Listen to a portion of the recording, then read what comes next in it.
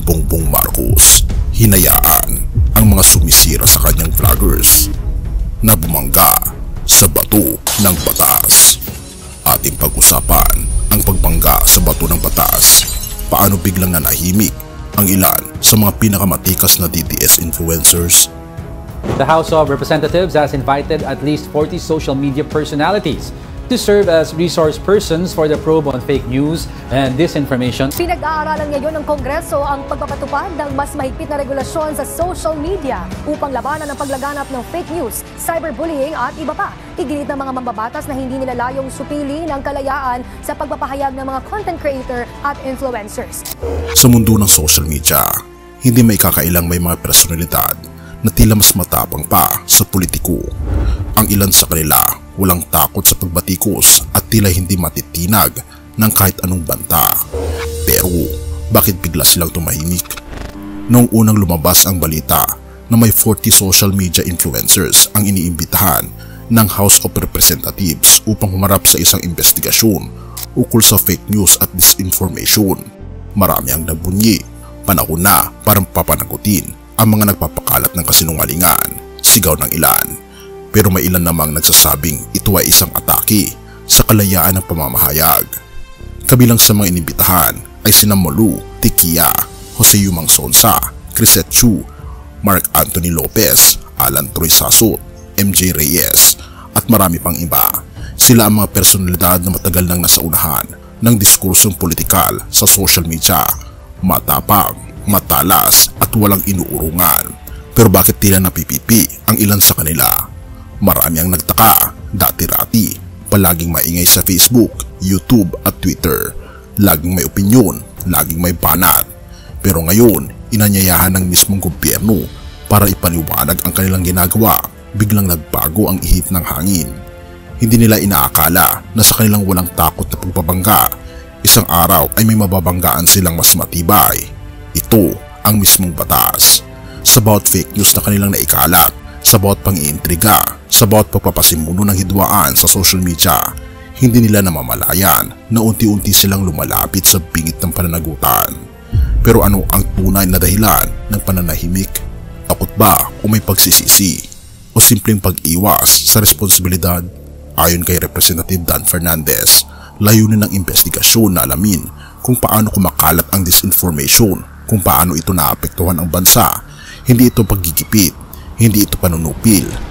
Ang gusto lamang ay ang katotohanan dahil ayon sa mababatas, ang mga Pilipino ay may karapatang malaman ang katotohanan. Bago natin ipagpatuloy kaibigan, siya nga pala ang Great Controversy na isa sa mga pinaka-kontrobersyal na libro dahil tumutukoy ito sa mga propesiya sa libro ng Daniel at Revelation na nagaganap na sa panahon natin ngayon. Bago ang pagdating ng ating Panginoong Diyos ay pinamimigay na namin ng libre sa pamamagitan ng PDF. At ito ay nasa limited lamang na panahon. Kaya i-click mo sa description sa baba upang ma-avail mo kaibigan ang napaka-importanteng libro ito na magbubukas sa iyo sa mas maliwanag mong hinaharap. Purihin ang ating Panginoong Diyos at tayo magpatuloy. Ngunit ang katotohanan ay nakakatakot para sa ilan. Dahil kung totoong wala silang itinatago, kung totoo ang kanilang mga ipinaglalaban, bakit hindi sila umarap at ipaglabang ang kanilang panig? Hindi ba ito ang pagkakataon upang patunayan na sila ay nasa tama? Pero sa halip na tapatan ang pruweba, tila may ilan na mas piniling tumahimik o umiwas. Isa itong matinding aral sa lahat. Hindi mo maaring takasan ang batas. Maaari kang maging matapang sa social media. Maaari kang maging pinakamalakas na boses online. Pero kapag ang batas na ang kumatok, iba na ang usapan. Kaya nga naman, mapapansin natin na dalawa lamang out of 40 ang dumalo sa Tri-Committee na pinangungunahan ni Congressman Dan Fernandez. Ang tanong ay, sila ba'y kusang nananahimik o nanahimik dahil sa takot? Ito lang ang sigurado, maraming beses nang bumangga ang iba't ibang personalidad sa administrasyon ni Pangulong Marcos, pero ang hindi nila alam, ang kanilang binangga ay isang bato at ito ang batas. Ang tanong ngayon, sino ang tatayo at sino ang tuluyang matutumba? Isa lang ang sigurado, Ang tahimik na pagbabago ay mas maingay kaysa sa sigaw ng paninira. At sa bandang huli, ang katotohanan pa rin ang mananaig. Have mercy, O God, at purihin ang ating Panginoong Diyos. Lucas 8 verse 17, sapagkat walang anumang natatakpan na hindi mahayag o natatago na hindi malalantad. Sa mundong puno ng ingay ng social media at disinformasyon, ang katotohanan ay hindi kailanman may kukubli. Ang mga nagpapakalat ng maling impormasyon ay maaring makapaninlang sa ilan sa loob ng isang panahon. Ngunit sa bandang huli, ang liwanag ng katotohanan ay laging mananaig. Tulad ng sinabi ng ating Panginoong Hesus, ang lahat ng bagay na natatakpan ay mahayag. Walang makapagtatago sa harap ng ating Panginoong Diyos at walang kasinungalingang hindi mahubaran sa tamang panahon. Ang nangyayaring investigasyon sa mga social media influencers ay isang patunay na may hangganan ang panininlang at kasinungalingan. Maaring matakot ang ilan, maaring manahimik ang iba, pero ang ating Panginoong Diyos ay may huling salita. Ang ating tungkulin bilang mga mamamayan, bilang mga anak ng ating Panginoong Diyos ay maging mapanuri, magpakalalim sa katotohanan at manindigan sa kung ano ang tama. Purihin ang ating Panginoong Diyos at tayo manalangin.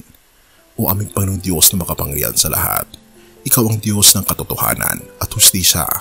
Sa harapan mo walang maitatago at lahat ng lihim ay mahahayag. Salamat po sa inyong karunungan na patuloy na gumagabay sa amin upang makita ang katotohanan sa gitna ng ingay at panilinlang. O aming Panginoong Diyos, idinudulong namin sa inyo ang mga pinuno ng aming bansa, pati na rin ang mga gumagamit ng social media bilang plataporma ng impormasyon. Loobin niyo po o aming Panginoong Diyos na nawa ang bawat isa ay magsalita ng may katapatan at hindi magamit ang kanilang impluensya upang maghasik ng kasinungalingan at kaguluhan. O aming Panginoong Diyos, ipinapanalangin din namin ang bawat taong nakakanood at nakakarinig ng mensaheng ito. Gabayan niyo po sila sa paghanap ng katotohanan, pag-iwas sa paninilang at pagtindig sa tamang panig ng kasaysayan. Nawibigyan niyo sila ng katalinuhan upang suriin ang mga balitang kanilang tinatanggap at lakas ng loob upang ipaglaban ang katarungan. Pinupuri po namin kayo at pinapasalamatan ng aming Panginoong Diyos sa patuloy niyong pag-aalaga sa amin at sa pagkikinig ng aming mga panalangin. Tulungan niyo kami, Panginoon, at turuan na magkaroon ng mas malalim na relasyon sa inyo at makilala po namin ng higit ang aming Panginoong Kristo sa aming buhay mula ngayon at magpakailanman. Salamat po, Panginoong Diyos, sa pagdinig ng aming mga panalangin at patawarin po kami sa lahat ng aming pagkukulang at pagkakasala, sapagkat ito ang samot hiling sa matamis na pangalan ng aming Panginoong Hesus. Amen.